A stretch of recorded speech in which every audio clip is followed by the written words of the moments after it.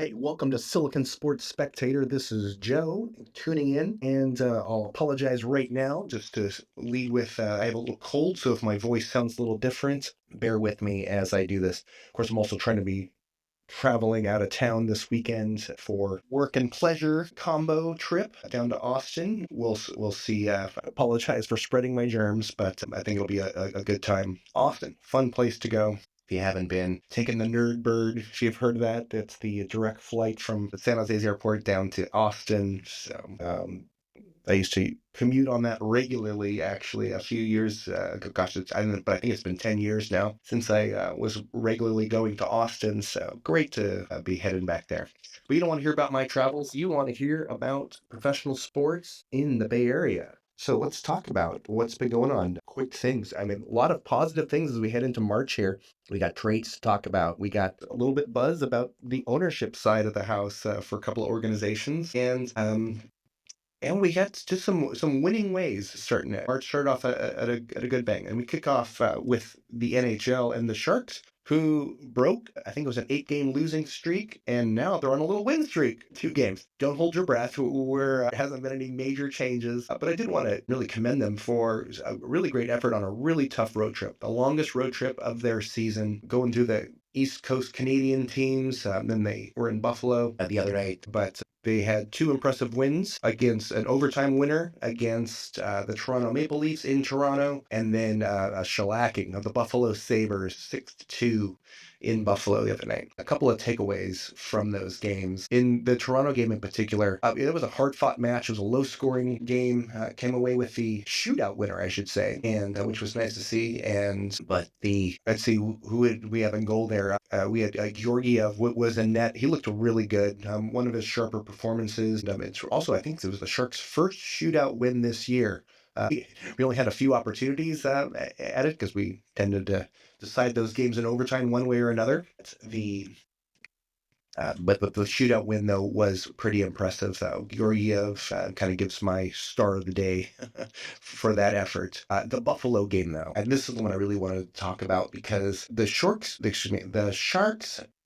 have been looking for a formula on how to win. So many of their games this year have been close. A lot of them heartbreakers where they have third period leads and then they blow those leads late in the game. But they're usually in there. Last year I felt like there were so many more blowouts against this team and where they didn't have any identity. This year you could begin to see that identity taking shape, and they just need to learning the lesson that they need to learn is how to maintain and hold these games. But when they do find ways to win, what we should note is that it's the youth that is driving these wins. So no surprise, Celebrini had a great game. Will Smith had a great game. William Eklund, playing like a veteran, and the guy is 22, 23 years old. Yeah, it looks when these pieces are coming together. This is the new foundation that we have, and I'm really excited for how things are taking shape. The NHL trade deadline it comes up tomorrow, I believe, and the Sharks have been already pretty active. A couple of no, they're not huge trades. We traded our backup goaltender Vanacek to where did he go? We traded him for Patrick Giles. This is not a big transaction. In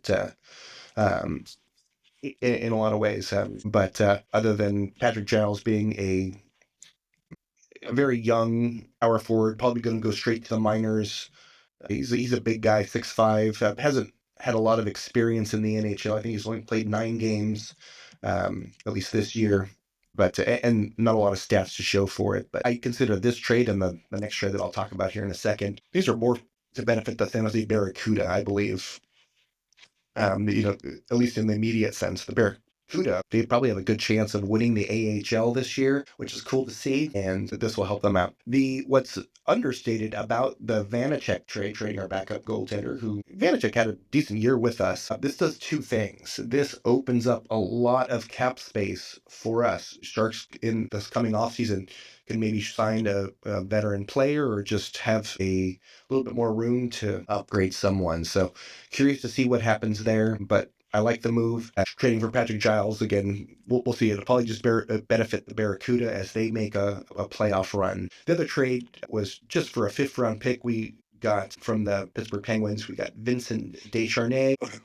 Again, not impressive stats or anything, and probably just minor league pickup. But what I did like was this guy is 6'7", so he's an imposing force out there. I haven't seen much of his clips or anything like that, but it's cool to see. So he continues to evolve. I just love the idea of like, hey, he could be Macklin's enforcer, but we'll see how that goes. But I like where the Sharks are going. Just it's cool to see them without any expectations to win, but when they do find ways, it's because of this effort of what they're building this identity for themselves. The youth begins to stand up and take on bigger roles, and we see them improve game over game over game. So it's so great to see. Also want to give a note of commendation to the Warriors.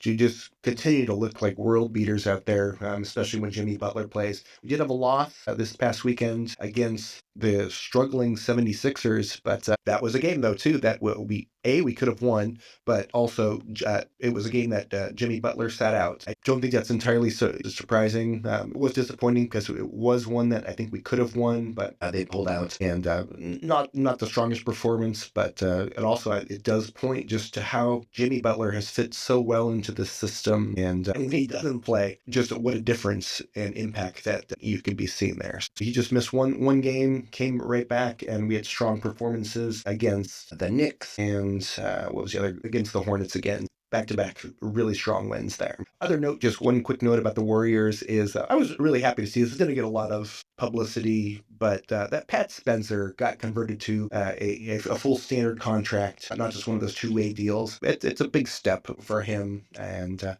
I've always liked his story. I don't think he's a huge piece, but just from a personal story and his journey, so, switching sports and being this supreme athlete, and it's great. I hope he continues to evolve, and it's great.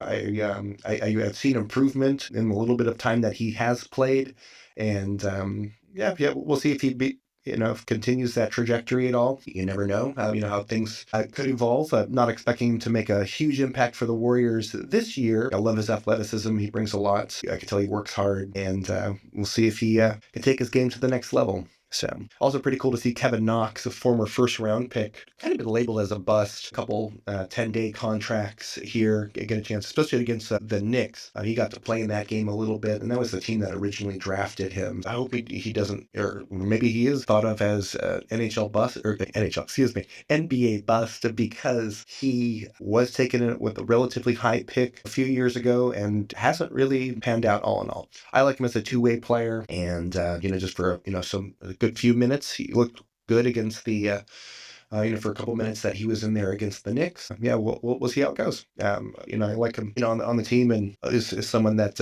go down to Santa Cruz Warriors game that he's one that I like to keep an eye out for. Kind of a basketball story. It's switching gears here. Now I'm going to get into the ownership part of my thing. There's a couple stories here that I wanted to share. First is that Sabrina Ionescu, the reigning WNBA champion for the New York Liberty, she, of course, has Bay Area roots from Miramani High School. She went through Steph Curry's camps and is all closer. I think you know her story and all that. It's really cool. She became one of the latest addition to the ownership group for the Bay FC, our women's NWSL club. So I was happy to see that. Cool story. It's funny. I'm going to way overreact and look into this and say what I like about this deal is ties her even closer to the Bay Area, of course. But so what does that mean? Well, now that we have the Valkyries playing, does that give her a little bit of motivation in a couple of years to maybe end her career here, or the Valkyries as they begin to improve as a franchise and establish themselves? Does Sabrina look west and say, hey, I'd love to move back home and help out that franchise? Again, not expecting that to happen. She has a great thing going in New York, of course, winning titles now, but I thought that was pretty cool. Speaking of the Valkyries, I got to say this. The season hasn't even started, and I'm really excited about it, but I want the Valkyries to already tank in their first year. And here's my motivation for that is I did watch over the weekend the a couple of women's college basketball games, at least some highlights from it. And that was, I got to see Juju Watkins down at USC, and my goodness, we have got a tank for her. If she's going to be available in next year's draft, sorry, not 2025, but the following year, yeah, we got to start thinking about maybe not trying so hard and getting a good spot. So we'll see. She looks incredible. Would be a great piece for any WNBA franchise. But also the question though too is like, and this is a curious point for a lot of women college athletes, is they might make more with NWIL money in college than they do in the WNBA. So that will begin to change, I think. You know, the league's improving a lot. As women are becoming stars in and of themselves. I know more about women's college basketball than I do the men's tournament at this point. So, but yeah. Anyways, I'm starting to rally around this point of hey, Valkyries, let's try hard to get Juju here. So, my other ownership story here for the Oakland Ballers. This is a minor league team, obviously in the East Bay, and just wanted to give a shout out to them for. I like that they do this. I think this is the second or third time that they've done it, but they've done another. They're doing another round of investments, and so they're calling even fans to buy ownership shares in their franchise. So I think it's a cool way to support local baseball, especially Oakland sports. Obviously, we've lost a lot of franchises over the years, but this is one that is definitely a grassroots organization. It was cool to read that a couple big name celebrities bought a bunch of shares with local Bay Area ties. So Green Day's lead singer Billy Joe Armstrong bought into this ownership group, and the rapper Too Short, Bay Area native, also there in that group. So anyways, if you're looking, I think the minimum investment they're looking for is $500, 17 cents a share. So what is that? I think I did the math the other day. It was like 3,000 shares. I don't think about it. It's something you want to make that kind of investment. I think there's some cool perks. Check them out. Let's see what else is going on here. Yeah, let's see on the oh, I know. I was going to talk about. We were talking about Bay FC a moment ago.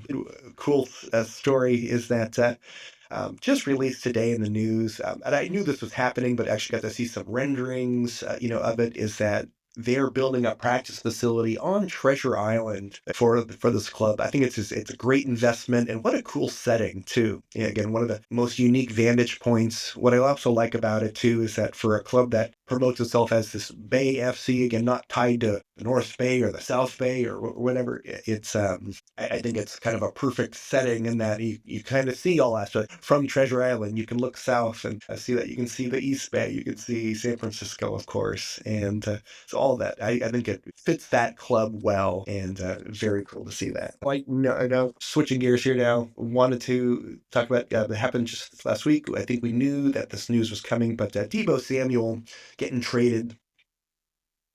It's going to be a hard time for the Fighters here. Looking ahead, they traded a Debo to the Washington Commanders for a fifth-round pick. Doesn't seem like a great return, but I think it's the reality of NFL transactions these days. So yeah, but I wish him well. I think it could be a nice piece for the up-and-coming Commanders. But man, where does this leave the Niners? Maybe even the same day, Brandon Ayuk says the team's looking to take trade offers for Ayuk. I was much more high on Debo than I was on Ayuk, but yeah, it seems like it's the pieces are.